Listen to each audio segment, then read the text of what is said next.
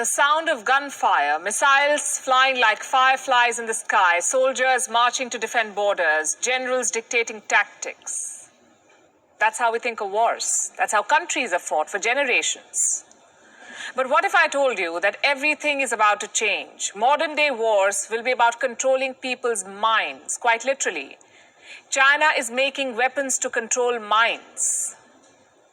I know it sounds unbelievable. But China is building such weapons. It is also building biological warfare capabilities. It is conducting influence campaigns. Basically, Beijing is waging unconventional wars, trying to control minds in many ways. It is using every tool in the kit to weaken other nation states. What are these tools? Who are the targets? And what can the world do to stop China? On Gravitas tonight, that's what we'll discuss. First, let's tell you about these so-called brain-controlled weapons. What are they? And how did China think of making them? After all, the Chinese are not really known for innovation. Copying is more like their style. So how did they come up with this one? Well, here is the story. The United States has an export blacklist, a list of companies to which American businesses cannot export. Yesterday, the United States updated this list, export blacklist. They added 12 names, 12 research institutes. One of them is the Academy of Military Medical Sciences. This is basically China's top military medical research institute. You could call it the PLA's own science lab. Why has it been blacklisted? Apparently, they conducted a sinister experiment. This institute was helping the Chinese military develop what they call brain-controlled weapons. So what is a brain-controlled weapon? Unfortunately, the statement from the United States does not have an answer to that. But we have some clues to connect the dots. According to one report, China has been exploring ways to weaponize biotechnology. Beijing is looking into 3 areas: gene editing, human performance enhancement, and brain-machine interfaces. Now, all these 3 technologies have one clear military application: creating super soldiers. So far, this idea was limited to superhero movies like the Avengers. Humans given superhuman powers and capabilities. Now, Beijing wants to make it a reality.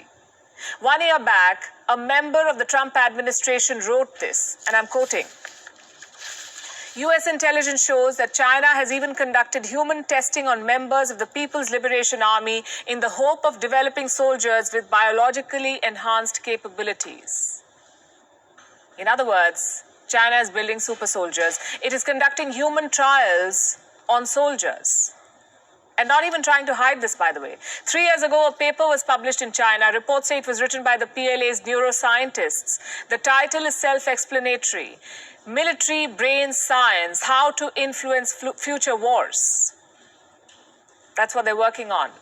Military brain science. America has finally woken up to this threat. It has barred its companies from exporting American technology, to Chinese institutions. So how is China responding? Listen to this. The United States has overstretched the concept of national security and fabricates all kinds of excuses to abuse export controls, to reasonably suppress Chinese institutions and firms. It has reached a stage where they stop at nothing.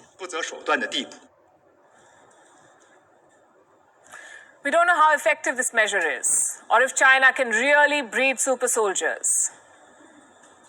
But there's a good chance that they already have bioweapons in their arsenal. Despite their suspension, China maintains a biological weapons program. Allow me to quote from an assessment from the US Department of Defense.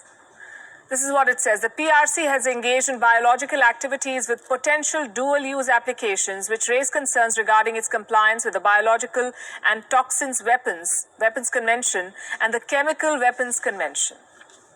China also has a capability of developing really advanced bioweapons.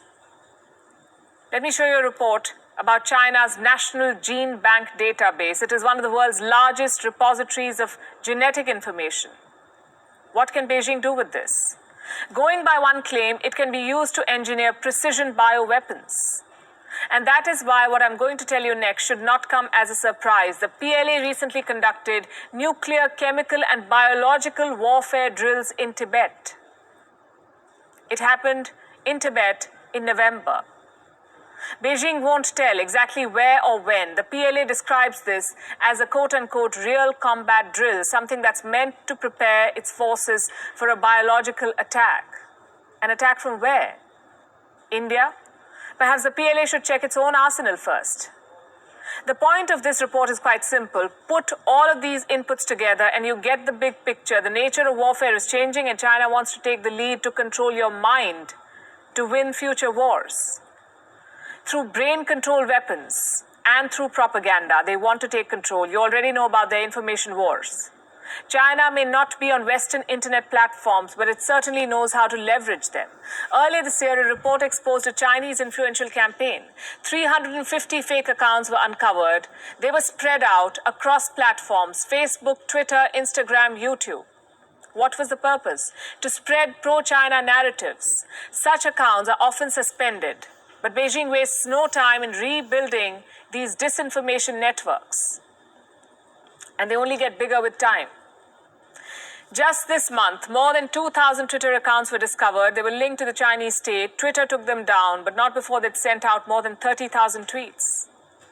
Yes, these accounts do not get a lot of engagement, but the Chinese state is persistent. It has managed to bypass sanctions. It has managed to escape the scrutiny of global watchdogs and to avoid any bans. What does that tell you? Sanctions or bans are ineffective when you're dealing with an adversary like China. Beijing never plays by the rules. Throwing the rule book at China never works. What the world needs now is a coordinated approach. And our next story might give our world leaders some ideas for that. Like we said, China is stepping up its game. It is unveiling new weapons, forging new alliances. The question is, how should the world respond? By closing ranks. To beat China, you'll have to forge close strategic partnerships. And that's what France and India are doing. The French Defense Minister, Florence Parly, is visiting India. She's making all the right noises. First, she visited the National War Memorial in Delhi. She paid her respects to India's fallen soldiers. Next was a meeting with the Indian Prime Minister, followed by an annual defense dialogue with Defense Minister Rajnath Singh. This visit is purely strategic. It's about weapons and posturing. France wants to sell high-end technology. India wants to buy it. As simple as that. France needs a new Indo-Pacific. Let's go help people customize and save.